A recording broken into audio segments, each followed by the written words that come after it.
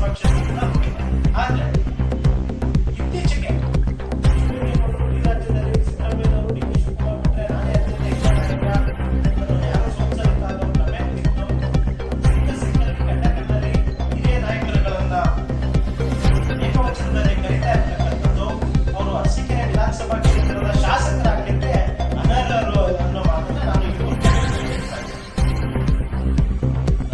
ಯಾಕೆ ಹೇಳಿದ್ದೀನಿ, ಎಲ್ಲ ವರ್ತನೆಗಳನ್ನ ಶಿವಲಿಂಗೇಗೌಡರ ವರ್ತನೆಗಳನ್ನ ನೋಡಿದ್ರೆ ಶಿವಲಿಂಗೇಗೌಡರಿಗೆ ರಾಜಕೀಯ ಕೇಳುಗಾರ ಪ್ರಾರಂಭವಾದ ಸೂಚನೆ ಕಾಣಿಸ್ತಾ ಇದೆ. ಮೊನ್ನೆ ಇಂಜಿನಿಯರಿಂಗ್ ಕಾಲೇಜ್ ವಿಚಾರವನ್ನು ಪ್ರಸ್ತಾಪ ಮಾಡಿದ್ದಾರೆ. ಇಂಜಿನಿಯರಿಂಗ್ ಕಾಲೇಜ್ ಇಂಜಿನಿಯರಿಂಗ್ ಕಾಲೇಜನ್ನ ಭಾರತೀಯ ಜನತಾ ಪಾರ್ಟಿ ಸರ್ಕಾರ ಇದ್ದಾಗ ಅಶ್ವತ್ಥ ನಾರಾಯಣ ಮುಖ್ಯಮಂತ್ರಿಗಳು ಎಲ್ಲ ಸೇರಿ ಅರಸೀಕೆರೆಗೆ ಇದ್ದಾರೆ. ಶಿವಲಿಂಗೇಗೌಡರು ಇದಕ್ಕೆ ಕಾಂಟ್ರಿಬ್ಯೂಷನ್ ಏನಿಲ್ಲ. ಶಿವಲಿಂಗೇಗೌಡರು ಆ ರೀತಿ ಹೋರಾಟವೇ ಇದ್ದಿದ್ರೆ ಇಂದಿನ ಪತ್ರಿಕಾಗೋಷ್ಠಿ ದಾಖಲಾತಿ ಕೊಟ್ಟಿದೆ. ಈ ಕ್ಷೇತ್ರದಲ್ಲಿ 220 ಶಾಲಾ ಕಟ್ಟಡಗಳು ಸರ್ಕಾರ ನೀಡಿರುವ ಮಾಹಿತಿಯ ಪ್ರಕಾರ 220 ಶಾಲಾ ಕಟ್ಟಡಗಳು ಸಿದ್ಧೋಗುವ ಸ್ಥಿತಿ ತಲುಪಿದೆ. ಅತ್ಯಂತ ದಯನೀಯ ಸ್ಥಿತಿ ತಲುಪಿದೆ. ಈ ಶಾಲಾ ಕೊಠಡಿಗಳನ್ನು ಹೊಸ ಕೊಠಡಿಗಳನ್ನು ತರಲಿಕ್ಕೆ ಶಿವಲಿಂಗೇಗೌಡರಿಗೆ ಯಾಕೆ ಸಾಧ್ಯ ಆಗ್ತಾ ಇಲ್ಲ ಅಂತ ಕ್ವಶನ್ ಮಾಡ್ತಾರೆ. ಶಿವಲಿಂಗೇಗೌಡರು ಜೊತೆಗೆ ಹೇಳ್ತಾರೆ, ಅರಸೀಕೆರೆಯ ಅಭಿವೃದ್ಧಿಗೆ ಅವತರಿಸಿ ಬಂದ ಮಹಾನ್ ಪುರುಷ, ಅರಸೀಕೆರೆ ಅಭಿವೃದ್ಧಿ ಆಗಿದ್ದೆ ನಾನು MLA ಆದ್ಮೇಲೆ ಅಂತ ಕಳೆದ 17 ವರ್ಷಗಳಿಂದ ಈ ಕ್ಷೇತ್ರದಲ್ಲಿ ಸುಳ್ಳು ಹೇಳ್ಕೊಂಡು ಬಂದಿದ್ದಾರೆ. ಸುಳ್ಳಿನ ಸರ್ಕಾರ KM ಶಿವಲಿಂಗೇಗೌಡರು ಸರ್ಕಾರ ನೀಡಿರ್ತಕ್ಕಂಥ ಅಧಿಕೃತ ಮಾಹಿತಿ, ಮಹಿಳಾ ಮತ್ತು ಮಕ್ಕಳ ಅಭಿವೃದ್ಧಿ ಕಲ್ಯಾಣ ಇಲಾಖೆ ನೀಡಿರ್ತಕ್ಕಂಥ ಅಧಿಕೃತ ಮಾಹಿತಿಯ ಪ್ರಕಾರ ಈ ತಾಲೂಕಿನಲ್ಲಿ ಅರಸೀಕೆರೆ ವಿಧಾನಸಭಾ ಕ್ಷೇತ್ರದಲ್ಲಿ 94 ಹಳ್ಳಿಗಳ ಅಂಗನವಾಡಿ ಕಟ್ಟಡಗಳಿಗೆ ಸ್ವಂತ ಕಟ್ಟಡವಿಲ್ಲ ಅಂತ ಉತ್ತರವಹಿಸಿದ್ದಾರೆ. ಶಿವಲಿಂಗೇಗೌಡರು ಹೇಳ್ತಾರೆ, ನೀವು ಪಕ್ಕ ಚನ್ನಮಠ ನೋಡ್ಕೊಂಡ್ಬನ್ನಿ, ಬೇರೆ ನೋಡ್ಕೊಂಡ್ಬನ್ನಿ, ಅರಸೀಕೆರೆ ಅಂತ ನಾಮಕರಣ ಹಾಕಿದೆ. ಬೇಯಿಸಿ ಅರಸೀಕೆರೆ ಇವತ್ತು ಬೆಳೆದಿದೆ ಅಂತ ಹೇಳ್ತಾರೆ. ಇಷ್ಟೆಲ್ಲ ಮಾಡ್ಕೊಂಡು ಶಿವಲಿಂಗೇಗೌಡರು ಈ ವಿಚಾರಗಳಲ್ಲಿ ಸುಮ್ಮನೆ ನಿಲ್ಲೋ ಯಾಕೆ, ಇದೇನಾದ್ರು ಅಭಿವೃದ್ಧಿ ಅಂತ ನಮ್ಗೆ ಕೇಳ್ಬಯಸ್ತಾರೆ.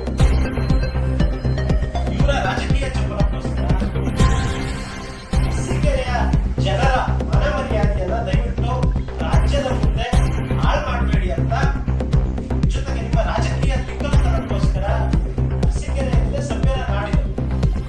ಆಲ್ರೆಡಿ ರಾಮಸ್ವಾಮಿ ಅಂತ ಹಿರಿಯರು ಈ ಕ್ಷೇತ್ರದಲ್ಲಿ ಈಗಾಗಲೇ 11 ಜನ ಮಾಜಿ ಶಾಸಕರುಗಳು ಹೋಗಿದ್ದಾರೆ. ಎಲ್ಲ ಸಭ್ಯವಾಗಿ ಈ ತಾಲೂಕಿನ ಜನತೆಯ ಗೌರವವನ್ನು ಇಟ್ಟಿದ್ದಾರೆ. ಅರಸೀಕೆರೆ ಜನ ಅಂದ್ರೆ ಬುದ್ಧಿವಂತರು, ಆದರೆ ಶಿವಲಿಂಗೇಗೌಡರು ಮಾತನಾಡುವಂತ ಮಾನವನ್ನ ಹಾಳು ಮಾಡ್ತಕ್ಕಂಥ ವಿಚಾರಗಳಿಗೆ ಸನ್ಮಾನ್ಯ ಶಿವಲಿಂಗೇಗೌಡರು ಹೇಳ್ತಾರೆ, ತಾಕತ್ತಿದ್ರೆ ಬರಲಿ, ಚುನಾವಣೆಗೆ ನಾವು ರೆಡಿ ಇದ್ದೀವಿ ಅಂತ. ಹೊಸ ಫ್ಯಾಷನ್ ಶುರು ಮಾಡ್ಕೊಂಡಿದ್ದಾರೆ. ಮುಂದೆ ಓಟ್ ಅವ್ರಿಗೆ ಯಾರ್ಯಾರು ಓಟ್ ಹಾಕಬೇಕು ಅವ್ರಿಗೆಲ್ಲ ಪ್ರಯೋಗ ಮಾಡ್ತಾರೆ ಅಂತ ನನ್ನ ಅನಿಸಿಕೆ.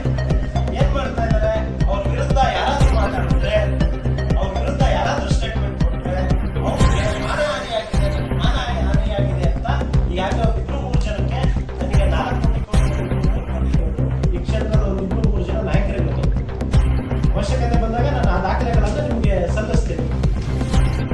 ಹೇಳ್ತಾರೆ ಶಿವಲಿಂಗೇಗೌಡರು, ಇವರು ಈ ಸ್ಟೇಟ್ಮೆಂಟ್ ಇಂದ ನನಗೆ ಮಾನಹಾನಿಯಾಗಿದೆ, ಒಬ್ಬರ ಹತ್ರ 2 ಕೋಟಿ ಕೇಳಿದ್ದಾರೆ ಸರ್, ಅಧಿಕೃತವಾಗಿ ನಾನು ಯಾವುದೋ ಉತ್ಪ್ರೇಕ್ಷೆಯಿಂದ ಮಾತಾಡ್ತಾ ಇಲ್ಲ. ಇನ್ನೊಬ್ಬರ ಹತ್ರ 4 ಕೋಟಿ ಕೇಳಿದ್ದಾರೆ. ಆಮೇಲೆ ಕೆಲವೊಂದು ವೇಳೆ ಮಾತಾಡಿದ್ದಾರೆ, ನನ್ನ ಹತ್ರ ಏನಿಲ್ಲ, ನನ್ನನ್ನು ಹೆಂಡತಿ ಸಾಕ್ತಾ ಇದ್ದಾರೆ, ನನ್ನ ಹೆಂಡತಿ ಕೆಲಸ ಮಾಡ್ತಾ ಇರೋದ್ರಿಂದ ನನ್ನ ಜೀವನ ನಡೀತಾ ಇದೆ ಅಂತ. ಏನೂ ಇಲ್ಲ ಶಿವಲಿಂಗೇಗೌಡರು ಮಾನಹಾನಿ ನೋಟಿಸ್ ಕೊಟ್ಟು 4 ಕೋಟಿ ಕೊಟ್ಟು ಕೇಳ್ತಾ ಇರೋದು ಯಾವ ಪುರುಷಾರ್ಥಕ್ಕೆ, ಯಾವ ಘನಕಾರ್ಯಕ್ಕೆ ಅನ್ನೋದು ನನಗೆ ಅರ್ಥ ಆಗ್ತಾ ಇದೆ. ನನ್ನ ಹತ್ರ ಏನೂ ಇಲ್ಲ ಅಂತ ಶಾಸಕರು ಒಪ್ಕೊಳ್ತಾರೆ ಮಾಧ್ಯಮಗಳು ಮುಂದೆ. ನನ್ನ ಹೆಂಡತಿ ಸಾಕ್ತಾ ಇದ್ದಾರೆ ಅಂತ ನಿಮಗೆಲ್ಲ ಗೊತ್ತದು. ನನ್ನ ಹೆಂಡತಿ ಸಾಕ್ತಾ ಇದ್ದಾರೆ ಅಂತ ಒಪ್ಕೊಂಡ ಶಿವಲಿಂಗೇಗೌಡರು 4 ಕೋಟಿ ಕೇಳಿ 2 ಕೋಟಿ ಕೇಳಿ ಮಾನಹಾನಿ ನೋಟಿಸ್ ಕೊಡ್ತಾ ಇರೋದು ಯಾಕೆ ಅನ್ನೋದನ್ನ ನನಗೆ ಗೊತ್ತಾಗ್ತದೆ. ಜೊತೆಗೆ ನಾನು ಹೇಳಿದೆ, ಮಾನಹಾನಿ ಪ್ರಕರಣಗಳನ್ನು ದಾಖಲಿಸ್ತಾ ಇದ್ದಾರೆ, ನೋಟಿಸ್ ಕೊಡ್ತಾ ಇದ್ದಾರೆ ತಮ್ಮ ಮುಖ್ಯಸ್ಥರ ಮೂಲಕ. ಇದುವರೆಗೂ ಒಂದು 3-4 ಜನಕ್ಕೆ ನೋಟಿಸ್ ಕೊಟ್ಟಿದ್ದಾರೆ. ಯಾವ ಪ್ರಕರಣವನ್ನು ನ್ಯಾಯಾಲಯದಲ್ಲಿ ದಾಖಲು ಮಾಡಿಲ್ಲ. ಯಾರ್ಯಾರ ಹತ್ರ ಎಷ್ಟೆಷ್ಟು ಡಿಸ್ಕೌಂಟ್ ಹೆಂಗ್ ಮಾಡ್ಕೊಂಡ್ರೆ ನನಗೆ ಗೊತ್ತಿಲ್ಲ. ಅದನ್ನು ಶಿವಲಿಂಗೇಗೌಡರು ಸಾಬೀತು ಮಾಡಬೇಕು. ಅವ್ರು ಕೇಳಿದ್ರೆ ನಾನು ಸಾಕ್ಷಿ ಕೊಡ್ತೀನಿ. ಯಾರ್ಯಾರಿಗೆ ನೋಟಿಸ್ ಕೊಟ್ಟಿದ್ದೀರಾ, ಎಷ್ಟೆಷ್ಟು ಮಂದಿ ಕೇಳಿದ್ದೀರಾ, ಎಲ್ಲದೂ ನನ್ನ ಹತ್ರ ದಾಖಲಾಗಿರ್ತದೆ. ಇವತ್ತು ಬಹಳ ಪ್ರಮುಖ ವಿಚಾರವನ್ನು ನಿಮ್ಮ ಗಮನಕ್ಕೆ ತರಬಯಸ್ತೇನೆ. ಕಳೆದ 14-15 ವರ್ಷದಿಂದ ನಾನು ಪತ್ರಿಕಾಗೋಷ್ಠಿ ಮಾಡ್ತಾ ಇದ್ದೀನಿ.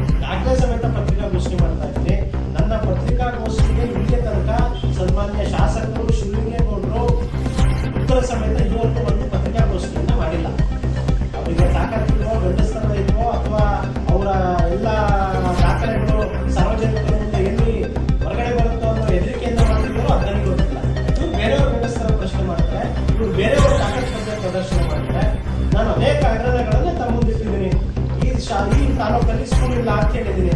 ಈ ತಾಲೂಕಲ್ಲಿ ಶಾಲೆ ಇಲ್ಲ ಅಂತ ಕೇಳ್ತೀನಿ, ಅಂಗನವಾಡಿಗಳಿಲ್ಲ ಅಂತ ಹೇಳಿದ್ದೀನಿ.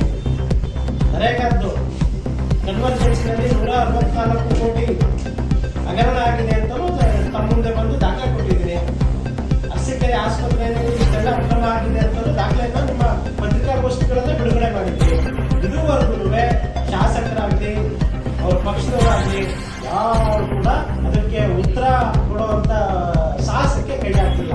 ಯಾಕೆ ಅಂದ್ರೆ ಅವೆಲ್ಲವನ್ನ ಅಡ್ಮಿಟ್ ಮಾಡ್ಕೊಂಡಿದ್ದಾರೆ. ಎಸ್, ಶಿವರಾಜ್ ಏನ್ ಹೇಳ್ತಾ ಇದ್ರು ಅದು ಸರಿ ಇದೆ ಅನ್ನೋದನ್ನ ಅವ್ರು ಅಡ್ಮಿಟ್ ಮಾಡ್ಕೊಂಡಿದ್ದಾರೆ. ಮತ್ತೆ ಅವ್ರು ಕೊಟ್ಟಿರೋ ದಾಖಲೆ ಸರ್ಕಾರ ಕೊಟ್ಟಿರೋ ದಾಖಲೆ, ಯಾವುದೋ ನನ್ನ ಮನೆಯಲ್ಲಿ ಬಿಜೆಪಿ ಅವರಾಗಲಿ ಕಾರ್ಯಕರ್ತರಾಗಲಿ ಕೊಟ್ಟಿರೋದಲ್ಲ, ಸರ್ಕಾರ ಕೊಟ್ಟಿರೋ ದಾಖಲೆಗಳನ್ನ ನಿಮ್ಮ ಮುಂದೆ ಇಟ್ಟು ಮಾಡಿದ್ದೀನಿ. ಇದುವರೆಗೂ ಶಾಸಕರಿಗೆ ಯಾಕೋ ಅವ್ರ ಗಂಡಸ್ತಾರೆ ಅವ್ರಿಗೆ ನೆನಪಾಗಿಲ್ಲ, ಅವ್ರ ತಾಕತ್ತು ಮೋಸ್ಟ್ಲಿ ಅವ್ರು ಕಳ್ಕೊಂಡಿದ್ದಾರೆ ಅಂತ ನಾನಾದ್ರೂ ಭಾವಿಸ್ತಾ ಬಹಳ ಪ್ರಮುಖವಾಗಿ ಇಂಜಿನಿಯರಿಂಗ್ ಕಾಲೇಜ್ ಬಗ್ಗೆ ನಾನು ಹೇಳಿದ್ದೇನೆ. ತಾವು 17 ವರ್ಷದ ಅಧಿಕಾರಾವಧಿಯಲ್ಲಿ ಏನೇನು ಕೆಲಸ ಮಾಡಿದ್ದೀರಾ ಅಂತ ವೈಫಲ್ಯಗಳ ಬಗ್ಗೆ ನಾನು ತಮ್ಮ ಗಮನಕ್ಕೆ ನಾನು ಅವ್ರಿಗೆ ಪತ್ರ ಕೂಡ ಬರೆದಿದ್ದೆ ಸರ್. ಶಿವಲಿಂಗೇಗೌಡರಿಗೆ ಅವ್ರಿಗೆ ಪತ್ರ ಕೂಡ ಬರೆದಿದ್ದೆ ಸರ್. 17 ವರ್ಷದಿಂದ ನಾನು ಅದು ಮಾಡದೆ ಇದು ಮಾಡದೆ ಅಂತ ಹೇಳ್ತೀರಾ, ನೀವು ಮಾಡಿರೋ ವೈಫಲ್ಯಗಳೆಲ್ಲ ವೈಫಲ್ಯಗಳನ್ನ ಪಟ್ಟಿ ಮಾಡಿ ಜೊತೆಗೆ ಸರ್ಕಾರಿ ದಾಖಲೆಗಳನ್ನ ಅದಕ್ಕೆ ಜೋಡಿಸಿ ಎನ್ಕ್ಲೋಸ್ ಮಾಡಿ ಶಿವಲಿಂಗೇಗೌಡರಿಗೆ ಪತ್ರ ಕೂಡ ಬರೆದಿದ್ದೆ. ಶಾಸಕರೇ, ಜಾತಿ ರಾಜಕೀಯ ಬಿಡಿ, ಶಾಸಕರೇ ಓಲೈಕೆ ರಾಜಕಾರಣ ಬಿಡಿ, ನಿಮ್ಮ ಉಡಾರಿಗಳನ್ನ ಜೊತೆಗೆ ಹಾಕೊಂಡು ಓಡಾಡೋದನ್ನ ಬಿಟ್ಟು ಇಷ್ಟೆಲ್ಲ ಕೆಲಸಗಳು ಆಗ್ಬೇಕಾಗಿದೆ, ಅದರಂತ ಗಮನ ಹರಿಸಿ ಅಂತ ನಾನು ಗಮನಕ್ಕೆ ತರ ವಹಿಸ್ತೀನಿ. ಕಳೆದ 15 ದಿನಗಳಿಂದ ಗ್ರಾಮ ಸಭೆ ಅಂತ ಮಾಡ್ತಾ ಇದ್ದಾರೆ. ಸರ್ಕಾರಿ ಕಾರ್ಯಕ್ರಮಗಳು ಕಾರ್ಯಕ್ರಮಗಳಲ್ಲಿ ಪ್ರೋಟೋಕಾಲ್ ಅಂತ ಇರುತ್ತೆ. ನಾನು ತಹಶೀಲ್ದಾರ್ ಅವ್ರಿಗೆ ಮಾತಾಡಿದ್ದೀನಿ, ಕಾರ್ಯನಿರ್ವಹಣಾಧಿಕಾರಿ ಗ್ರಾಮ ಪಂಚಾಯತ್ ಅವ್ರಿಗೆ ಮಾತಾಡಿದ್ದೀನಿ. ಈಗಾಗಲೇ ಕೆಇಬಿ ಅವ್ರಿಗೆ ಒಂದು ಅರ್ಜಿ ಕೂಡ ಕೊಟ್ಟು ಬಂದಿದ್ದೀವಿ. ಸರ್ಕಾರಿ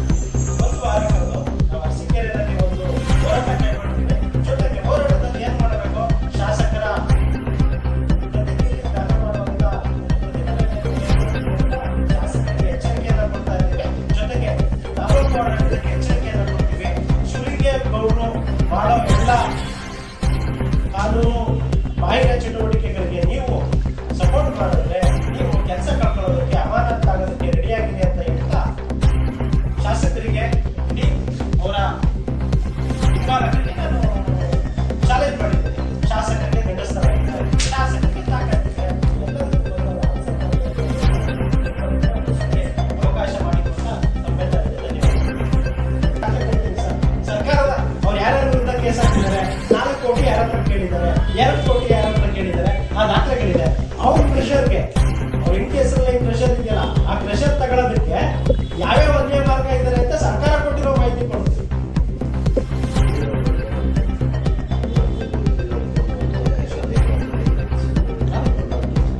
ನಾಲ್ಕು ಬಾರಿ ಗೆದ್ದಿರೋ ಶಿವಲಿಂಗೇಗೌಡರಿಗೆ ನನಗೆ ಮಾತಾಡಬಾರ್ದು. ನಾನು ಹೇಳ್ತಿರೋದು ಸರ್ ಕೇಳಿಲ್ವ ನಾನು? 4 ಬಾರಿ ಗೆದ್ದಿರೋ ಶಿವಲಿಂಗೇಗೌಡರಿಗೆ ಒಂದು ಎಲೆಕ್ಷನ್ ಫೇಸ್ ಮಾಡಿದಿರೋ ನಾನು ಈ ಮಾತಾಡೋದು ತಪ್ಪಾಗುತ್ತೆ. ಅವ್ರಿಗೆ ಅವ್ರದೇ ಆದ ಉತ್ತರದಲ್ಲಿ ನಾನು ಕೊಡ್ತಿದ್ದೀನಿ ಅಂತ ನಿಮ್ಮ ಅವ್ರ ಕ್ಷಮೆ ಕೇಳಿ ಬೇಕು ಅಂತ ಕರೆದಿಲ್ಲ ನಾನು. ಸನ್ಮಾನ್ಯ ಶ್ರೀ KM ಶಿವಲಿಂಗೇಗೌಡ್ರೆ ಅಂತ ಕೇಳಿದ್ದೆ ಸರ್. ಅವರೇ ಸರ್, ಅವರಾಗಿರೋದು ಸರ್ ಅಧ್ಯಕ್ಷ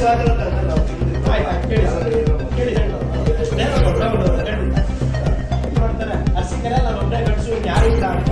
ನಾನು ಆ ವರ್ಡ್ ಯೂಸ್ ಮಾಡೋದಕ್ಕಿಂತ ಮುಂಚೆನೆ ಹೇಳಿದ್ದೀನಿ, ಇದು ಅಸಂಸದೀಯ ಪದ, ನಾನು ಉಪಯೋಗಿಸಬಾರ್ದು, ಆದ್ರೂ ಉಪಯೋಗಿಸ್ತಾ ಇದ್ದೀನಿ. ನಿಮ್ಮ ಪರ್ಮಿಷನ್ ಕೇಳಿದ್ದೀನಿ, ನಿಮಗೆ ಸಾರಿ ಕೂಡ ಕೇಳಿದ್ದೀನಿ. ಹೌದಲ್ವಾ ಸರ್? ನಾನು ಏನಾದ್ರೂ ಶಿವಲಿಂಗೇಗೌಡರಿಗೆ ಏಕವಚನ ಬೇರೆ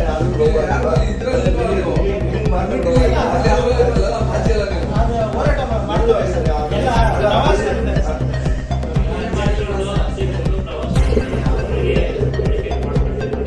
ಅವರ ಪರ್ಮಿಷನ್ ತಗೊಂಡೆ ಮಾಡಿದ್ದೀವಿ ಸರ್. ನಾವೀಗ ಮಾಜಿಗಳು ಆಲಿಗಳು ಅವ್ರ ಪರ್ಮಿಷನ್ ತಗೊಂಡೆ ಈಗ ಪ್ರೆಸ್ ಮೀಟ್ ಇವ್ರು ಆಲಿದ್ದಾರೆ. ಈಗ ಮಾಜಿ ಪ್ರಧಾನಿಗಳನ್ನ ಜೆಡಿಎಸ್ ಪಕ್ಷದವರೇ ಇನ್ನೂ ಯಾರು ರಿಪ್ಲೈ ಕೊಟ್ಟಿಲ್ಲ. ಮಾಜಿ ಪ್ರಧಾನಿಗಳು ಅವ್ರ ಹತ್ರ ಜೆಡಿಎಸ್ನವರೇ ಯಾರು ರಿಪ್ಲೈ ಕೊಟ್ಟಿಲ್ಲ. ಭಾರತೀಯ ಜನತಾ ಪಾರ್ಟಿ ದೇವೇಗೌಡರನ್ನ ನಾವು JDS ಸೀಟಿಂದ ಮಾಡೋದು ಬೇಡ. ರಾಷ್ಟ್ರದ ಒಬ್ಬ ಮೇರು ನಾಯಕ, ಒಬ್ಬ ಮಾಜಿ ಪ್ರಧಾನಿ ದೇವೇಗೌಡರಿಗೆ ಯಾರಾದ್ರೂ ನಮಗೆ ನಾಳೆ ಶಿವಲಿಂಗೇಗೌಡರಿಗೆ ಪಕ್ಕದವ್ರು ನಾವು ಲೀಡರ್ಗಳನ್ನ ಒಂದು ಜಾತಿಗೆ ಒಂದು ಪಕ್ಷಕ್ಕೆ ಸೀಮಿತ. ನಾಳೆ ಶಿವಲಿಂಗೇಗೌಡರಿಗೆ ಯಾರು ಪಕ್ಕದಲ್ಲಿ ವಿಧಾನಸೌಧದಲ್ಲೋ ಅಥವಾ ಹೊರಗಡೆ ಅವನು ಅಂತ ಬೈದ್ರೆ ಅದು ನಮಗೆ ಬೇಡ ಅಪಮಾನ. ಅದನ್ನ ನಾವು ಇಡೀ ಅರಸಿಕೆರೆಯವರಾಗಿ ನೀವು ಅವಾಗಲೂ ಡಿಪೆಂಡ್